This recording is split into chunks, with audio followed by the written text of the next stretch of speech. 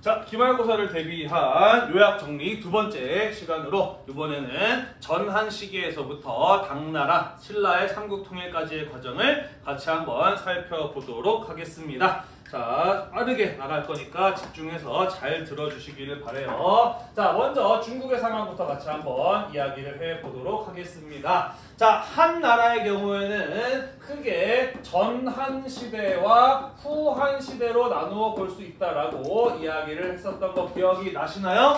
자, 전한과 후한을 나누는 기준이 되는 사람은 누구인가요? 바로 왕망이라고 하는 사람이 있었어요. 기억이 나실라나요? 왕망이라고 하는 사람이 신이라고 하는 나라를 세우면서 한나라는 잠깐 망했었어, 그지? 그리고 이 왕망이라고 하는 사람이 주나라의 제도를 본뜬 급진적인 개혁을 추진하다가 결국에는 실패하고 반발에 부딪혀서 호족 가운데 하나였던 유수라고 하는 사람이 다시 한나라를 세웠으니 그게 바로 후한이었다라고 이야기를 했었습니다. 자, 방금 유수 같은 사람이 무엇이다라고 이야기를 했냐면요, 호족이다라고 이야기를 했어, 그지? 전한 시기에는 호족들이 성장을 하게 되면서 여러 가지 문제점들이 나타났다라고 이야기를 하였어요. 자, 그러한 문제가 전혀 해결되지 못하고 후한 시기까지 넘어왔던 것이죠. 그래서 결국 후한도 나라가 다시 세워진 지 얼마 지나지 않아 호족들에 의해서 여러 가지 문제가 발생을 하게 되는데, 그로 인해서 고통받았던 농민들이 대규모의 봉기를 일으켰으니 후한의 멸망을 알리는 농민 봉기, 그게 바로 무엇이었냐면은,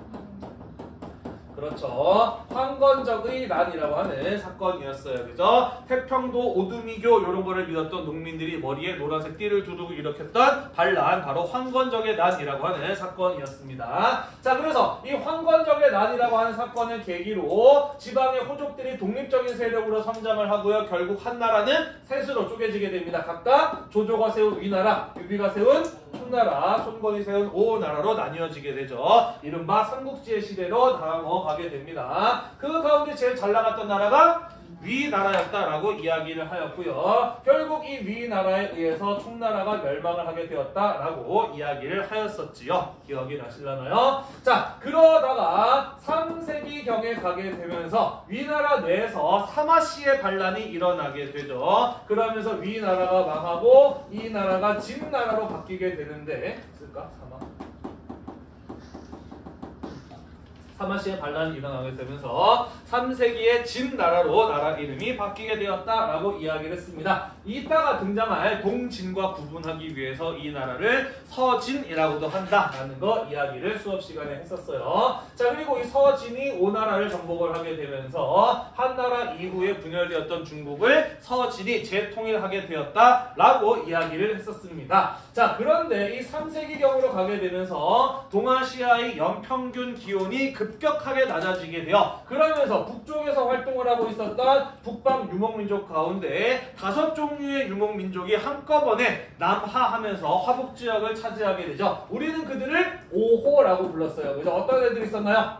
선비족, 흉노족, 갈, 간족, 이런 애들을 일컬어 오호라고 이야기를 했었죠. 그죠? 자, 이런 어떤 오호의 갑작스러운 남하로 인해서 서진의 경우에는 화북을 그들에게 빼앗기게 되었다라고 이야기를 하였습니다. 이후에 이 오호의 경우에는 화북 지역에서 한 16개 정도의 나라를 세우게 되는데, 우리는 그 시대를 무엇이라고 부르냐면은 오호 16국 시대다라고 이야기를 했었어요. 그죠? 화북 지역에서는 오호 16국의 시대가 열리게 되었다라고 이야기를 하였죠. 자, 한편 이 오호의 남하로 인해서 원래 화북 지역에 살고 있었던 한족들의 경우에는 이 오호를 피해서 남쪽으로 내려가게 됩니다. 어느 지방으로?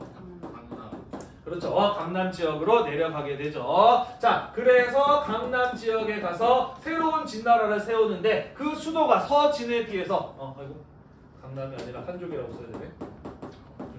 한족들의 경우에는 강남으로 내려가서 새로운 진나라를 세웠으니 그 수도가 과거 진나라에 비해서 동쪽에 있었다라고 해서 그것을 동진이라고 불렀었죠. 기억이 나실라나요? 자, 한편 이 5호 16국 시대에 있어서 가장 큰 문제는 무엇이었냐면은 나라를 세운 사람들은 유목민족인데 그 땅에 살고 있는 사람들은 농경민족이었다라고 이야기를 하였어요. 그죠? 자, 그래서 농경민과 유목민의 문화적 차이에 따른 갈등 이런 것들이 대단히 심각하였다라고 이야기를 하였습니다. 자, 이후에 이 5호 16국 시대를 통일한 민족은 바로 선비족이었고 선비족이 세운 북위였어요. 그죠? 북위가 이 5호 16국의 시대를 통일하였다라고 이야기를 하였습니다. 그게 바로 5세기 439년의 일기였다라는 거 우리는 배웠을 거예요. 자, 통일왕조에다가는 갈라갔던 나라는 이렇게 표시를 하도록 할게요. 자, 그래서 이 북위의 경우에는 농경민과 유목민의 갈등이 가장 심각한 문제다 라고 하는 것을 생각했기 때문에 무엇을 하게 되나요? 북위는? 그렇죠. 적극적인 한화 정책, 다른 말로는 호한 융합 정책을 추진하였다라고 이야기를 하였죠. 그러면서 선비족의 옷과 언어를 버리고 한족의 옷과 언어를 사용할 것, 그들과 적극적으로 결혼할 것, 수도를 평성에서 러양으로 옮길 것 등등을 행했던 것이 바로 이 북위의 호한 융합 정책이었다라고 이야기를 하였습니다. 자, 하지만 이후에 북위는 내부적인 문제로 인해서 동위와 서위로 나뉘어지게 되었고요. 동위는 또 나중에 이름이 북제로 바뀌게 되고 서위는 또 나중에 북주로 이름이 바뀌게 되죠.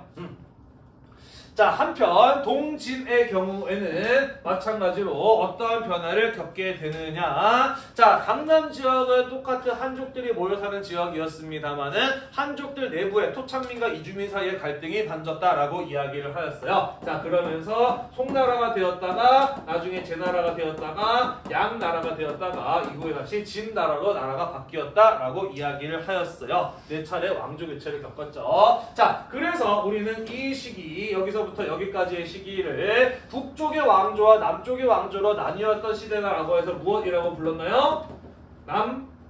북쪽 시대라고 이야기를 했고 그 이전에 있었던 위나라와 진나라까지 포함해서 위진 남북조 시대라고도 이야기를 하였었지요. 자, 그러다가 이 위진 남북조 시대가 북조에서 나온 수나라가 북제를 정복하고 남조의 진나라까지 정복을 하게 되면서 오랜만에 수나라가 중국을 재통일하였다라고 이야기를 하였어요. 위진 남북조의 경우에는 수에 의해서 재통일이 되었다라고 이야기를 하였습니다. 이게 589년의 일기였네요. 수나라가 중국을 재통일한 상황이 589년의 일기였습니다. 아이고. 자, 그런데 수나라 같은 경우에는 중국을 통일한 지 얼마 지나지 않아서 망했죠. 망한 이유 첫 번째, 대운하 건설 그리고 여러 차례 걸친 고구려의 침공 같은 것들로 지나치게 많은 국력을 소모했던 것이 멸망의 원인이었다라고 이야기를 하였습니다. 자, 그래서 수나라가 멸망하고 난 이후에 그 자리에 어떤 나라가 들어서게 되나요? 당나라가 들어서게 되죠. 그죠? 자, 하지만 이 당나라 같은 경우에도요 마찬가지로 여러 차례 고구려를 침공하는 모습을 보이기도 하죠. 여러 차례 고구려를 침공을 합니다. 하지만 성공을 하지는 못하였다라고 이야기를 하였습니다. 자, 당나라의 수도 어디였었나요? 당나라의 수도? 네, 당나라의 수도는 그렇죠. 장안이었다라고 이야기를 했었죠. 수도는 장안이었다라는 이런 이야기를 했었습니다. 자, 한편 이런 일이 일어나고 있는 동안 한반도에서는 어떠한 일들이 있었는지 같이 한번 이야기를 해보도록 할게요. 중국에서 이러한 일들이 벌어지고 있는 동안 한반도에서는 어떠한 일들이 있었느냐. 자, 부여에서 내려온 주몽 집단이 고구려를 건설을 하였고 거기에서 내려온 온조 집단이 한강 유역에 정착을 해서 백제라고 하는 나라를 세웠다라고 하는 인구 이동에 대해서 이야기를 하였었어요. 자, 한편 고조선이 멸망하고 난 이후에 그 유민의 일부가 한반도 남부로 이동하게 되면서 신라의 발전에 영향을 주었다라고 이야기를 하였고요. 한사군 가운데 마지막까지 남아있었던 낙랑군이 이 고구려에게 멸망을 하고 나서 그 유민들이 한반도 남부로 이동을 하게 되면서 백제와 가야 지역의 발전에 영향을 주었다라는 이런 이야기들 인구 이동과 관련을 해서 우리가 지난 시간에 함께 살펴보았었습니다. 자, 그러면서 본격적으로 한반도는 삼국시대로 들어가게 되었다라고 이야기를 하였어요. 자, 4세기에 잘 나갔던 삼국 가운데 나라는 어디였냐면 바로 백제였다. 백제의 전성기였다라고 이야기를 하였었죠. 뭐 고이왕이라든지 근초고왕 이런 사람들의 이야기를 했었습니다. 자, 그러다가 5세기로 들어서게 되면서 장수왕, 광개토대왕 같은 사람이 나타나면서 고구려가 전성기를 맞이하는 모습을 보이게 되죠. 자, 그러다가 이후에 6세기경에 가게 되면은 신라가 한강 유역을 차지하면서 신라가 전성기를 맞이하는 모습을 보이게 돼요. 자, 그래서 중국이 위진 남북조 시대로 분열되어 있었을 때 한반도에서는 고구려 백제 3국이 성장을 하고 그들 사이에 주도권을 장악하기 위한 치열한 전쟁이 벌어지기도 하였다라고 이야기를 했었습니다. 기억이 나시나요? 네. 자, 몇 가지 좀 더 이야기해 보자면은요. 자, 백제 같은 경우에는 주로 누구랑 조공과 책봉의 관계를 맺었었나요? 백제 같은 경우에는 주로 남조와 조공과 책봉의 관계를 맺었어요. 고구려 같은 경우에는요, 강력한 나라였기 때문에 그렇죠. 남북조 모두와 조공과 책봉의 관계를 맺었다라고 이야기를 하였고요. 자, 신라 같은 경우에는 남조와 책봉 관계를 맺었었다가 한강 유역을 장악하고 난 이후에는 수당과 직접 교류할 수 있었다라는 이런 이야기들도 우리가 함께 살펴보았었습니다. 자, 그러다가 7세기로 가게 되면서 어떠한 변화가 일어나게 되었느냐. 자, 신라가 백제로부터 강한 압박을 받게 되면서 자신을 도와줄 수 있는 동맹국을 필요로 하게 되었습니다. 자, 그리고 고구려 같은 경우에도 여러 차례, 아니지, 당나라 같은 경우에도 여러 차례 고구려를 침공했습니다만은 끝끝내 성공하지 못했어요. 그죠? 자, 그래서 신라와 당나라 사이의 이해관계가 일치하게 되면서 무엇이 이루어지게 되나요? 그렇죠. 신라와 당나라 사이의 동맹인 나당연합이 이루어지게 되죠. 자, 그래서 이 나당연합을 통해서 백제가 660년에 멸망을 하게 되고요. 그리고 고구려가 668년에 멸망을 하게 되었다라고 이야기를 하였습니다. 자, 이후에 당나라의 경우에는 한반도 지역까지 장악하기 위해서 신라와 전쟁을 벌였어요. 나당 전쟁이 일어나게 되죠. 자, 하지만 결국에는 당나라의 경우에는 한반도에서 철수를 하게 됩니다. 물론 여기에는 신라가 잘 맞서 싸웠던 것도 있었습니다만은 무엇의 영향도 있었느냐? 비단길을 토번이라고 하는 서북 쪽의 나라가 공격을 하면서 당나라가 위기를 느꼈어요. 그래서 한반도에 가 있었던 당나라의 군대를 철수시켰던 것, 이 역시 나당 전쟁에서 신라가 승리를 거두는 데에도 영향을 주었다라고 이야기를 했었죠.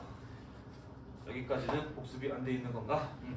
네. 자, 아무튼 그래서 신라가 7세기에 가게 되면서 삼국을 통일하게 되었다라고 이야기를 하였습니다. 신라가 삼국을 통일하게 되었다. 자, 한편 당나라의 경우에는 비록 한반도 지역까지 장악하지는 못했습니다만은 고구려라고 하는 강력한 라이벌을 제거하는 데 성공을 하게 되었어요. 그죠? 자, 그래서 7세기 이후에 당나라가 동아시아의 국제 질서를 주도하는 이러한 모습들을 보였다라고 이야기를 하였습니다. 자, 한편 과거 만주에서 고구려의 옛 땅에서 당나라의 지배가 약화되자 고구려의 후손들에 의해서 새로운 나라가 세워지게 되었으니 그게 바로 무엇이었다? 발해였다라고 이야기를 했어요. 698년 발해가 건국되는 모습이 보였다라고 이야기를 했습니다.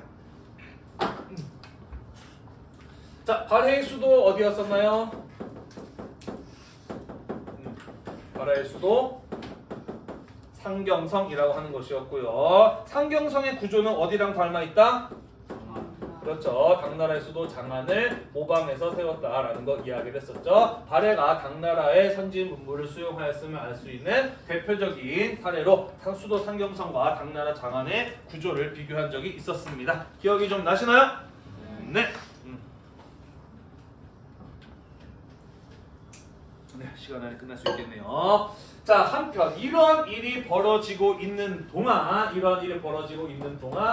일본에서는 어떠한 일들이 있었는지 같이 한번 살펴보도록 합시다. 자, 일본의 경우에는 바다 건너 섬나라이다 보니까 국가의 성립과 발전이 다른 지역에 비해서 늦었다라고 이야기를 하였어요. 3세기경에 가야 30여 개의 작은 나라들이 등장을 하였다라고 이야기를 하였었죠. 자, 그 가운데 30여 개의 소국을 주도하는 나라는 어떤 나라가 있었냐면은 야마타이국이라고 하는 나라가 있었고 그 나라를 지배하는 사람으로는 히미코 여왕 같은 이런 사람이 있었다라고 이야기를 하였었죠. 그죠? 자, 이 히미코 여왕 같은 경우에는요, 책봉을 받았습니다. 누구로부터?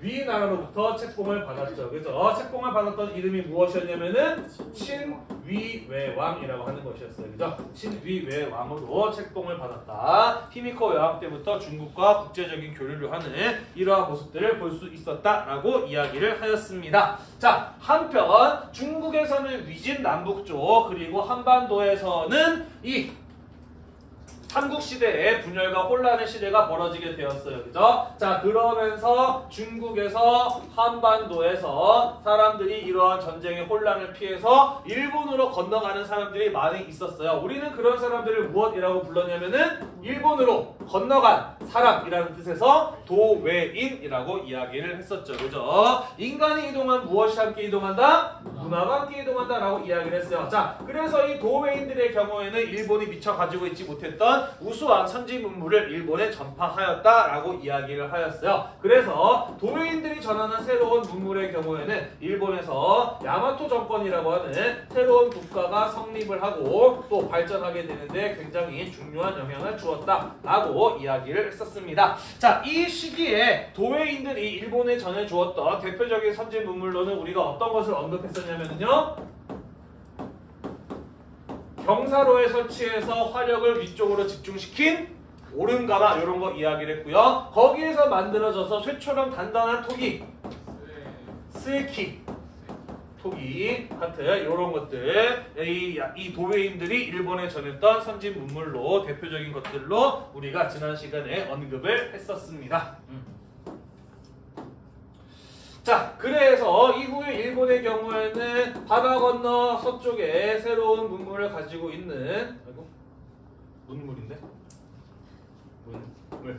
네, 새로운 선진 문물을 받아들일 수 있는 나라가 있다는 사실을 알고 그들로부터 적극적인 선진 문물을 받아들이게 되죠. 특히 일본이랑 사이가 좋았던 나라 어디였었나요? 백제였어요. 그리고 백제의 소개를 통해서 남조와 교류를 하였다라고도 이야기를 하였었죠. 그죠? 남조와 교류를 하였었고요. 이후에 중국이 당나라에 의해서 통일되고 난 이후에는 경단사의 파견을 통해서 당나라의 선진 문물을 받아들이는 이러한 모습이 일본에서 나타났다라고 이야기를 하였습니다. 자, 그러면서 7세기경에 가게 되면은 일본도 본격적으로 발전하는 모습을 보이게 되는데요. 대표적인 예를 들어보자면은 이 백제로부터 많은 영향을 받은 아스카 문화라고 해서 일본 최초의 불교 문화 이러한 것들이 발전하는 모습들을 볼 수 있었다라고도 이야기를 했었습니다.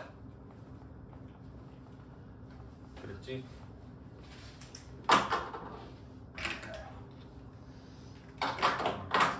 내가 이거 매년마다 하는 거거든. 동아시아에서 수업할 때마다. 이렇게 학생들이 별로 관심이 없는 건 처음이야. 다들 이거 하면은 정말 바짝 정신 차리고 하는데 왜 그러지? 시험 기간에 시간표의 문제인가? 네, 중요치 않아요. 자, 일본은 누구랑 사이가 좋았다고? 백제랑 사이가 좋았어요. 그래서 백제가 나당연합군에서 의해서 멸망을 할 때 일본의 경우에는 백제를 돕기 위해서 군대를 보냈었죠. 기억이 나시나요? 네, 일본의 경우에는 백제 부흥 운동을 돕기 위해서 군대를 보냈었다라고 이야기를 했는데 그 사례가 바로 무엇이었냐면은 백강 전투라고 하는 사건이었어요. 그죠? 이런 것들도 함께 기억해 두자라고 이야기를 했었습니다. 자, 어쨌든 이러한 어떤 과정을 거쳐면서 당나라가 동아시아의 국제 질서를 주도하는 강대국으로 자리 잡게 되었다라고 이야기를 하였어요. 자, 그러면서 당나라의 경우에는 자기 나라가 중심이 된 자국 중심의 조공과 책봉 질서를 통해서 이 국제관계를 주도하고자 하였다라고 이야기를 하였습니다. 조공과 책봉의 관계를 주변 국가들에게 요구하였다라고 이야기를 하였었지요. 자, 하지만 이러한 반응에 대해서 보인 주변국들의 반응은 그 나라가 어떤 나라들이냐에 따라서 조금씩 달랐습니다. 그죠? 예를 들자면은요, 토건이라든지 돌궐이라든지 아니면은 위구르 같은 이런 어떤 북방의 어떤 유목민족이나 아니면은 당나라의 선진문물을 적극적으로 수용할 필요가 없는 나라들의 경우에는 당나라 중심의 조공과 책봉의 관계를 곱게 받아들였나요? 아니었어요. 그죠? 이들은 군사적으로 강력했기 때문에 당나라가 두렵지 않았어. 그지? 다만 당나라랑 조공을 바치고 그에 대한 답례품을 받는 것은 그들에게 경제적으로 이익이 되었기 때문에 경제 교류를 위한 조공 관계만 맺으려고 하였다라고 이야기를 했었죠. 자, 한편 당나라의 군사적 위협에 대처할 필요가 있었고 그들로부터 적극적으로 선진 문물을 받아들일 필요가 있었던 신라와 발해 같은 경우에는 당나라가 요구했던 조공과 책봉의 관계를 모두 맺는 이러한 모습을 보였다라고 이야기를 하였고요. 중국과 대등한 관계라고 생각했었던 일본 같은 경우에는요, 책봉을 받지는 않고 조공 관계만 당나라와 맺는 이러한 모습을 보였다라고 이야기를 했었습니다. 그랬죠? 네, 그런 이야기들을 해봤었습니다. 자, 한편 이 당나라 같은 경우에는요, 다른 나라들에 비해서 군사적, 경제적으로 우위에 있었을 뿐만 아니라 문화적으로도 상당히 발전된 나라였다라고 이야기를 하였습니다. 자, 그러면서 당나라에 의해서 동아시아 각국에 어떤 것들이 전파가 되느냐? 한자라든지 유교라든지 불교라든지 율령과 같은 이러한 요소들이 동아시아 각 지역에 전파가 되면서 동아시아 공통의 문화 요소로 자리 잡게 되었다라고 하는 이야기들을 했었어요. 기억이 나시죠? 그죠? 자, 다만 이런 것들을 받아들임에 있어서 그 중국의 것이 아무리 좋다고 하더라도 그것을 자기 나라에 가져와서 똑같이 쓸 수는 없었어요. 그죠? 자, 그래서 이러한 중국의 선진 문물을 받아들이는 과정에서도 독자적으로 또 나아가서 자기 나라에 필요한 것들만 골라서 선별적으로 받아들이는 이러한 모습들이 나타나기도 하였었다라고 이야기를 하였었지요. 자, 그러면서 일본 같은 경우에는요, 이른바 다이카 개신이라고 하는 사건을 통해서 정치 개혁을 시도하게 되고요. 그러면서 중국의 율령을 받아들여서 당의 율령과 비슷한 다이호 율령이라고 하는 것을 반포하는 모습을 보이기도 하였다라고 이야기를 하였습니다. 한편 이때부터 일본은 발전을 하게 되면서 일본이라고 하는 국호 나라의 이름을 사용하기 시작했고요. 왕을 대신해서 천황이라고 하는 호칭을 사용하는 이러한 모습을 보이기도 하였었죠. 네. 자, 그래서 이렇게 발전을 했던 일본의 경우에는요, 8세기경에 헤이조쿄라고 하는 새로운 수도를 건설을 해서 수도를 여기로 옮기는 모습을 보이게 되는데, 이 헤이조쿄 역시 어디랑 닮아 있었다? 그렇죠. 당나라의 수도 장안을 모방한 계획도시의 모습을 갖추고 있었다라고 이야기를 했었고요. 이후에 시간이 한 100년, 한 89년이었나 정도 지나서 이후에 헤이안쿄라고 하는 새로운 수도를 건설하고 교토 지역으로 일본이 수도를 옮기는 이러한 모습을 보이기도 하였다라고 이야기를 했었습니다. 자, 그래서 우리 전한 시기에서부터 당나라가 동아시아의 국제질서를 주도하였던 7세기 이후 8세기까지의 상황에 대해서 쭉 한번 이야기를 해보았습니다. 정리가 좀 되셨나요? 네. 우리 다음 시간에는요, 10, 11, 12, 13세기를 거치면서 요나라, 금나라, 원나라, 송나라, 고려 같은 이런 나라들의 관계에 대해서 같이 한번 정리하는 시간을 가져보도록 하겠습니다. 수고했습니다. 다음 시간에 만나요.